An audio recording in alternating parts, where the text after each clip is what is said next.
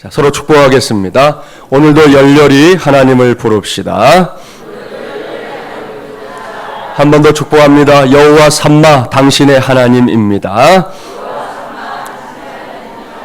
할렐루야. 예, 오늘은 2015년 가을 특세 세 번째 시간입니다. 오늘은 승리를 원하는 자 여호와 니시를 부르라 라는 제목으로 하나님의 말씀을 전하도록 하겠습니다.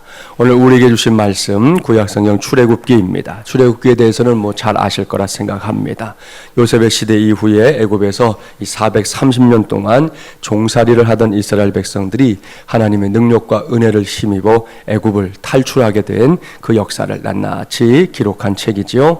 오늘은 그 중에서 이스라엘 백성들이 이제 출애굽한 이후에 처음으로 치르게 된 이 전쟁을 중심으로 하나님의 말씀을 전하려고 합니다. 이를 염두에 두고 본문 8절을 먼저 봉독해 볼까요? 8절 말씀입니다.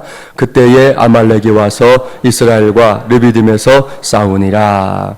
이 말씀에 기록된 시점, 그러니까 그때에가 언제인지 아십니까? 이스라엘 백성들이 애굽에서 종살이를 하다가 이제 애굽을 빠져나온 지 얼마 되지 않은 시점입니다. 이스라엘 백성들에게는 출애굽을 하기 이전에도 또한 이후에도 참으로 많은 일들이 있었습니다. 출애굽기 읽어보면 우리가 떠오르는 단어가 딱 생겨요. 파란만장, 딱 그 단어예요. 갖은 우여곡절 끝에 이스라엘 백성들이 하나님의 산인 신의 산을 향해 길을 재촉하고 있는 중이었습니다. 아마도 안도의 한숨과 함께 내일을 향한 기대로 이제 가득 차 있을 그런 시점이었습니다. 그런데 그때 아말렉 족속이 모세와 이스라엘 백성들을 치기 위해 르비딤에서 싸움을 걸어온 것입니다. 당시에 아말렉 족속은 이렇게 생각했을 겁니다. 애굽에서 빠져나온 저 이스라엘 백성들이 뭔가 제대로 이렇게 진영을 갖추기 전에 해치우는 것이 상책이겠다 말입니다. 그래서 일으킨 전쟁이었습니다. 이런 점에서 보면 아말렉 족속이 얼마나 이 비겁한 사람들인지 알 수 있습니다. 이러한 아말렉 족속은 이제 훗날 다윗 시대에도 동일한 짓을 했던 적이 있었습니다. 사무엘상 30장 말씀에 따르면 아말렉 족속은 다윗과 그 수하들이 전쟁터에 나간 사이에, 그러니까 이제 장정들은 다 전쟁터 나가고 노인들과 여자들 그리고 아이들만 남아 있었던 시글락 성을 공격해서 불태워버립니다. 그리고 그 성 안에 살고 있었던 사람들, 그러니까 다윗의 가족들을 비롯해서 그 수하의 가족들을 몽땅 다 포로로 끌고 가는 그런 일을 행했던 사람들도 바로 아말렉 족속이에요. 이런 말씀들의 근거에 볼 때 아말렉 족속은 매우 잘못된 습관에 길들여진 사람들이었다 하는 사실을 알 수 있습니다.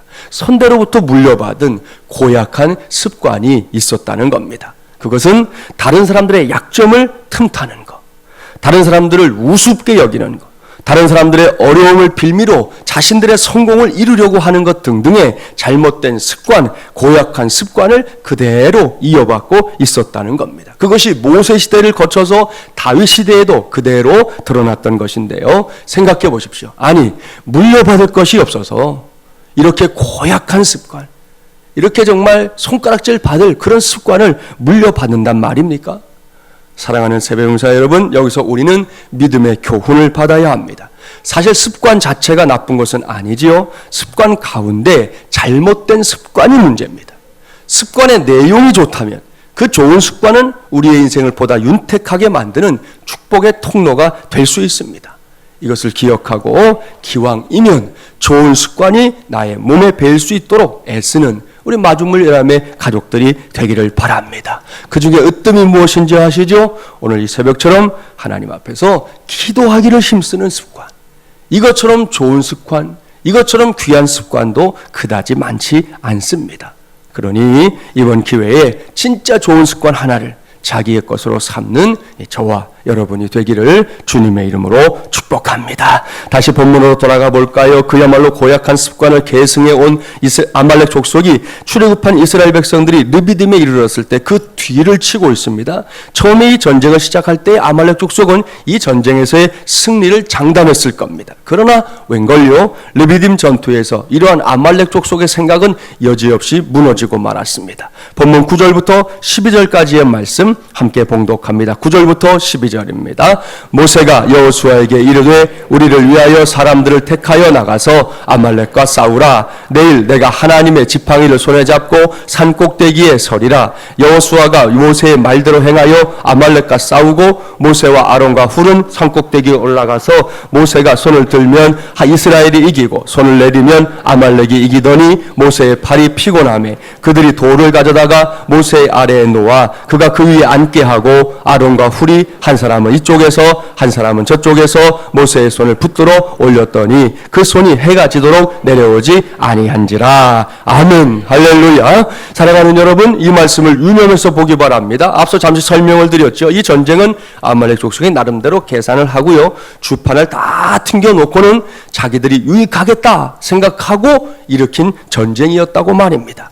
그런데 막상 전쟁이 벌어지자 이 전쟁은 그들의 계산대로 돌아가지 않았습니다. 모세는 여호수아를 선봉장으로 삼아 르비딤 전투에 앞장서게 했습니다. 여호수아는 모세의 명령에 따라 아말렉과 치열한 전투를 벌였습니다. 여기까지는 우리가 흔히 알고 있는 고대의 전쟁입니다. 각자 무기 들고 전쟁터 한복판에서 치열하게 싸우는 그런 전쟁 말입니다. 그런데 그 다음을 보십시오. 이 전쟁은 흔히 볼 수 있는 고대의 전쟁이라는 사실에 머물지 않습니다. 이 전쟁은 보기에 따라서는 아주 희한하기 그지없는, 아주 이상하기까지 한 그런 전쟁입니다. 무엇 때문입니까? 본문 10절과 11절 말씀 때문이지요. 제가 다시 봉독합니다. 여호수아가 모세의 말대로 행하여 아말렉과 싸우고 모세와 아론과 훌은 산꼭대기에 올라가서 모세가 손을 들면 이스라엘이 이기고 손을 내리면 아말렉이 이기더니. 보십시오. 아주 희한하기 짝이 없는, 사람의 상식으로는 도무지 이해할 수 없는 일이 벌어지고 있습니다. 분명히 지금 실제적인 전쟁은 이 산 아래에서 벌어지고 있습니다. 한쪽은 여호수아가 이끄는 이스라엘 군대, 다른 한쪽은 등 뒤에서 이스라엘을 노린 아말렉 족속입니다. 이렇게 두 편으로 갈라져서 치열한 전쟁이 벌어지고 있는 와중입니다. 그런데 이 전쟁은 그렇게 눈에 보이는 전쟁으로만 판가름 나는 전쟁이 아니었다는 것이죠. 똑같은 시간, 같은 장소에서 또 다른 전쟁이 치러지고 있었습니다. 그것은 이 전쟁터가 내려다 보이는 산 위에서 치러지고 있는 또 다른 전쟁입니다. 하나님의 사람 모세가 그 산 위에 서 있습니다. 모세가 그 산 위에서 하고 있는 것은 딱 한 가지. 그것은 두 손을 하늘을 향해 높이 치켜들고 하나님께 기도하는 것이었습니다. 그런데 바로 여기에서 아주 희한한 일이 벌어지고 있었다는 거지요. 그렇게 기도하는 모세의 손이 하늘을 향해 올려져 있을 때에는 전쟁의 승기가 이스라엘 군대에게 확실하게 기울어졌습니다. 그런데 모세도 사람이기 때문에 이게 마르고 닳도록 그렇게 손을 들고 있을 수는 없잖아요. 어려서 우리 선생님들이 저 뒤에 나가 서 있어, 두 손 들고 서 있어 해봤잖아요. 다. 예? 여러분, 종일 서 있는 게 가능해요? 이건 어려운 일이죠. 할 수 없는 것이죠. 모세가 팔이 아파서 혹은 저려서 잠시라도 그 팔을 내리게 되면 그때에는 전쟁의 승기가 아말렉 족속 쪽으로 기울어지는 이상한 일이 벌어지고 있었습니다. 그 다음에 어떤 일이 있었는지 아시죠? 모세를 보자 하기 위해 함께 산에 올라갔던 아론과 훌이 각각 모세의 오른팔과 왼팔을 붙잡아 주었습니다. 그렇게 해서 그날 해가 떨어지기까지 산 아래에서는 치열한 이 칼의 전쟁이, 산 위에서는 치열한 기도의 전쟁이 벌어진 것입니다. 그렇다면 이 전쟁의 결과가 어찌 되었느냐? 본문 13절부터 16절까지의 말씀 함께 봉독해 볼까요? 13절부터 16절입니다. 여호수아가 칼날로 아말렉과 그 백성을 쳐서 무찌르니라. 여호와께서 모세에게 이르시되 이것을 책에 기록하여 기념하게 하고 여호수아의 귀에 외워 들리라. 내가 아말렉을 없이 하여 천하에서 기억도 못하게 하리라. 모세가 제단을 쌓고 그 이름을 여호와 니시라 하고 이르되 여호와께서 맹세하시기를 여호와가 아말렉과 더불어 대대로 싸우리라 하셨다 하였더라. 아멘. 할렐루야. 사랑하는 세배용사 여러분, 산 아래에서의 칼의 전쟁이, 산 위에서는 기도의 전쟁이 벌어진 이 전쟁에서의 승리는 결국 하나님의 백성인 이스라엘에게로 돌아갔습니다. 참으로 감격스러운 승리입니다. 놀라운 승리입니다. 위대한 승리입니다. 하나님께서는 이 희한한 전쟁에 관한 기록을 아예 책에 남겨서 기념하게 하라까지 말씀하셨습니다. 어디 그뿐입니까? 모세는 이 희한한 전쟁에서 얻은 승리의 영광을 하나님께 돌려드리기 위해 제단을 쌓았지요. 그리고 제단의 이름을 여호와 니시라고 불렀습니다. 여호와 니시가 무슨 뜻인지 아시죠? 여호와는 나의 승리의 깃발이라는 뜻입니다. 이것을 좀 이렇게 풀어서 설명해 보면 이렇게 이해하면 되겠습니다. 내 스스로는 감히 얻을 수 없는 승리를 여호와 하나님으로 인해 얻게 되었다. 그게 여호와 니시입니다. 사랑하는 여러분, 바로 여기에 오늘 우리가 불러야 할 하나님, 요즘 같은 환난의 날에 멍하니 서 있는 것이 아니라 우리가 부르고 또 불러야 할 하나님이 있습니다. 그 하나님은 여호와 니시의 하나님입니다. 요즘 우리가 사는 세상을 들여다보십시오. 총이나 칼이 없을 뿐 마치 치열한 전쟁터와 똑같습니다. 내가 살기 위해 남을 죽이는 세상입니다. 내가 더 높은 곳에 오르기 위해 다른 사람 정도는 얼마든지 짓밟아도 된다고 생각하는 세상입니다. 내 자신에게 다른 사람보다 조금만 더 우월한 그 무엇이 있다는 것을 알기만 하면 그때부터는 상대방을 무시하는 일이 다반사예요. 그까짓 거 생각하고 제 멋대로 말하고 제 멋대로 행동하고 제 멋대로 표현하는 일들이 너무너무 자주 일어나는 세상, 우리가 그런 세상에 살고 있어요. 무엇보다 돈을 위해서라면 정말이지 물불을 가지지 않는 세상입니다. 어른들만이 아닌 어린 아이들까지도 마구 흔들리고 있는 세상입니다. 그러니까 우리나라가 정하면 떠오르는 그런 민족이었는데 요즘은 정해도 한국 사람들이 안 떠올라요. 요즘 우리나라 사람들 보면 얼마나 삭막하고 얼마나 각박한지. 길거리를 다니면서 만나는 사람들, 운전하면서 여러분 경험해 보세요. 예? 요즘 사람들은 이 운전을 하는데 시험 볼 땐 분명히 도로교통법에 따라서 시험을 보긴 봤는데 이게 다 요즘은 자기가 법이에요. 예? 얼마 전에도 이 길에 차를 하는 사람이 세워놨는데 이 도로가 지금 공사 때문에 좁잖아요. 그러면 이게 거기다 잘 세우면 안 되는 거죠. 잠깐 정차했다 가는 것도 문제인데 차는 서 있는데 사람이 없어요. 예? 어떻게 하라는 거예요 도대체. 아무튼 기본적인 이 기초 질서조차도 이제는 다 망각해버린 그런 시대에 우리가 살고 있는 것입니다. 이러한 때에 여러분은 어떻게 살려고 합니까? 무엇을 하며 살 생각입니까? 오늘 하나님의 말씀인 성경은 이렇게 전쟁터와 같은 세상의 한복판에 서 있는 우리 모두에게 강력하게 그야말로 혼신의 힘을 다해 말씀하고 있습니다. 사랑하는 마주물려남의 성도들이요, 기도하라. 기도하며 살아라. 기도하는 일에 깨어있으라. 승리를 원하느냐? 그렇다면 더더욱 기도하며 살아라. 이것이 오늘 이 새벽에 우리 모두가 들어야 할 하나님의 음성인 줄 믿습니다. 물론 이러한 외침이 세상의 눈으로 볼 때는 아주 희한하게 보일 수 있다니까요. 상식 이하처럼 여겨질 수도 있다니까요. 하지만 그것은 어디까지나 하나님을 알지 못하는 사람들의 생각일 뿐입니다. 우린 다릅니다. 반드시 달라야 합니다. 우리가 어떤 사람들입니까? 다시 기억하십시오. 저와 여러분 우리 모두는 환난 날에 환난을 만날 사람들이 아니라 먼저 하나님을 만날 사람들인 줄 믿습니다. 이것이 이번 9차 특세를 통해 우리 모두가 단단히 붙잡아야 할 나의 정체성입니다. 우리의 정체성입니다. 그렇습니다. 우리는 비록 환난의 날을 만날지라도 그 속에서 하나님을 먼저 만나야 할 사람들입니다. 더욱이 그 환난의 날을 기도하는 시간으로 채워나가야 할 하나님의 사람들입니다. 따라서 기도하라. 기도하며 살아라. 기도하는 일에 깨어있으라 라고 말씀하는 하나님의 음성에 우리 모두는 아멘으로 응답해야 할 줄 믿습니다. 이 고은 목사님이 심우하는 안산제일교회에서 일어난 일이에요. 우리 교회도 청소년부 친구들이 열심히 신앙생활 하는데 이 중등부 1학년이었던 슬기라는 아이에 관한 실화인데요. 이 친구는 당시에 이 찬양대에서 봉사하면서 교회를 섬기는 그런 아이였습니다. 그런데 이 아이가 그만 학교 5층에서 실족하는 바람에 시멘트 바닥으로 떨어지고 말았습니다. 아직은 어린 친구지만 5층에서 떨어진다는 것은 분명히 보통 일이 아니지요. 이 아이는 엉덩이 뼈가 유리조각처럼 부서지고 말았습니다. 심장과 신장 그 외의 내부 장기들이 많이 파열되고 뒤틀어진 상태로 중환자실에 입원하고 말았습니다. 입원을 하고 난 직후부터 이 5분 간격으로 수혈이 필요했답니다. 그러자 안산제일교회를 다니는 800여 명의 중등부 아이들이 헌혈을 하고 헌혈증을 몽땅 내놓았다는 거예요. 이 뼛속에서까지 솟아나는 피를 감당하려면 많은 헌혈이 필요했던 것입니다.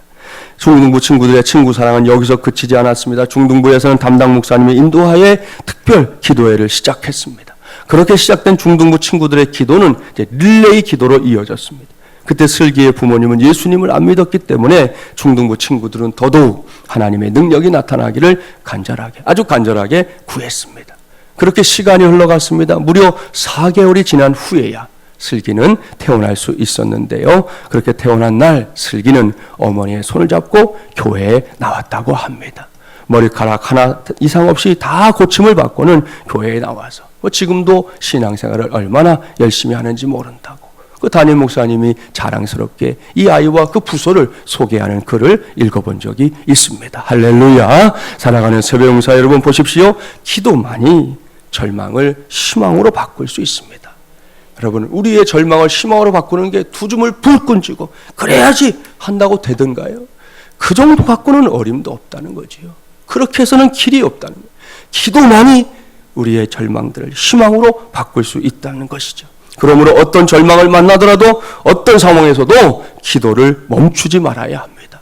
멈추는 데다 무엇입니까? 그럴 때는 어금니를 깨물어 가면서라도 더욱 기도에 힘써야 하는 것입니다.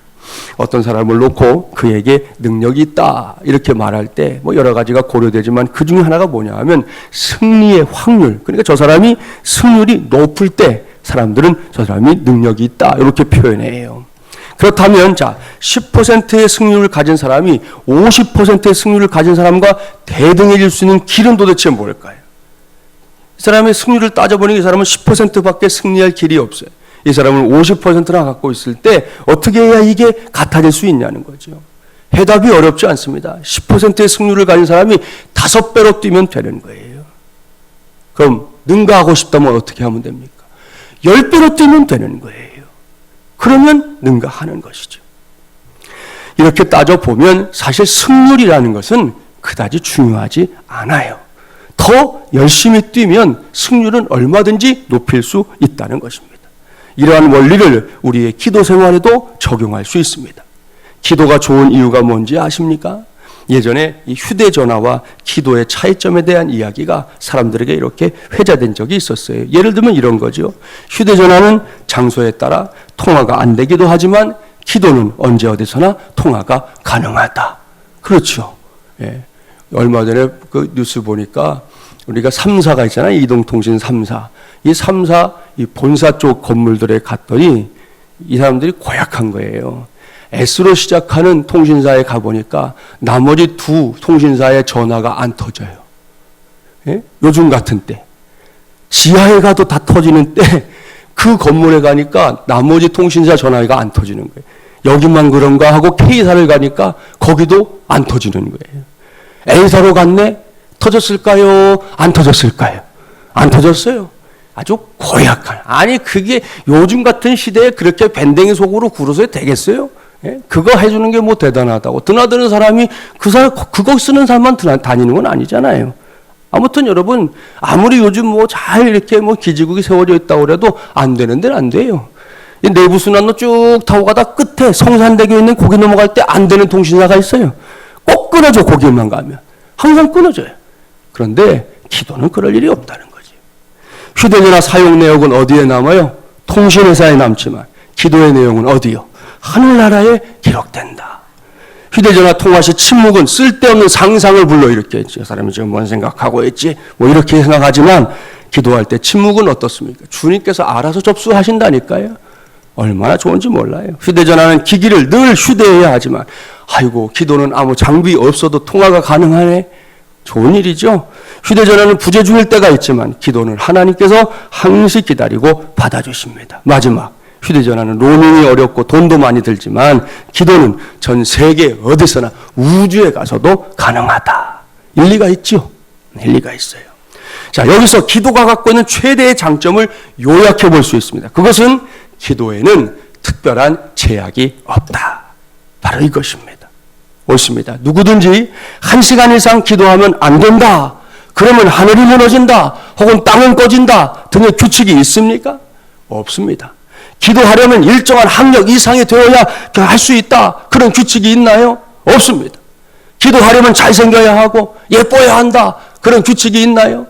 오늘 이 새벽에 그런 분이 있는지 모르겠지만 기도하려면 적어도 세수는 해야 된다. 세수 안 하고 온 분이 있을지도 모르잖아요. 예? 그런 규칙이 있나요? 없다는 거예요. 반드시 기억하십시오. 사람들이 기도하지 않고 사는 것이 문제이지 기도 자체에는 가로막는 장애물이 없습니다. 누구든지 그야말로 남녀노소 불문하고 누구든지 무한대로 기도할 수 있습니다. 믿습니까? 할렐루야. 그러니 여기서 스스로를 돌아보십시오. 지금 뭔가 부족함을 느끼고 있습니까? 뭔가 문제를 느끼고 있습니까? 고민거리를 갖고 있습니까? 오늘 전하는 말씀의 제목처럼 한 번뿐인 인생에서 승리를 원하십니까? 그렇다면 당장 오늘 이 시간과 같은 기도의 자리로 나오십시오. 이곳에서 당장 기도에 힘쓰십시오. 적당하게 얼버무리지 말고 기도하기로 마음을 먹었다면 아예 끝장을 보는 기도를 하라는 말씀입니다. 저도 그렇고 여러분도 그렇고 살다 보면 누구나 허전할 때가 있어요. 내적으로 텅 비었다는 느낌이 들 때가 있어요. 무기력에 빠지거나 공허해질 때도 있어요. 그럴 때에 다른 생각에 휩싸이지 말고 더 많이 기도하십시오. 때로 기도가 정 안 되거들랑 여러분이 앉은 그 자리에서 다른 말이 안 나와요. 근데 할 수 있는 거 있잖아요. 아버지, 주여, 얼마든지 할 수 있어요. 그 말만이라도 되뇌라는 것이죠. 그것도 어려우십니까? 옆에서 기도하는 사람의 기도를 딱 귀를 기울이고 있다가 여러분의 마음에 감동이 오는 대목이 있으면 아멘! 하고 크게 반응이라도 하세요. 그것은 뭐예요? 하나님, 이 기도야말로 지금 제가 하고 싶은 기도네요. 나는 내 입술이 안 터져서 말 못하지만 이분이 기도하는 내용 들으니까 옳거니 그게 지금 내 기도야. 아멘! 그거라도 하란 말이에요. 여러분, 장담합니다. 그렇게 해서라도 기도의 힘이 보충되면 허전함이 사라집니다. 기도의 힘을 받으면 하나님의 말씀이 들려오고요. 말씀에 힘이 붙기 시작합니다. 따라서 모든 일은 할 수 있는 한 120%의 힘을 가지고 해야 돼요. 힘이 남아 돌아야 한다는 말씀입니다. 뒷심이 딸리면 아무것도 하지 못합니다.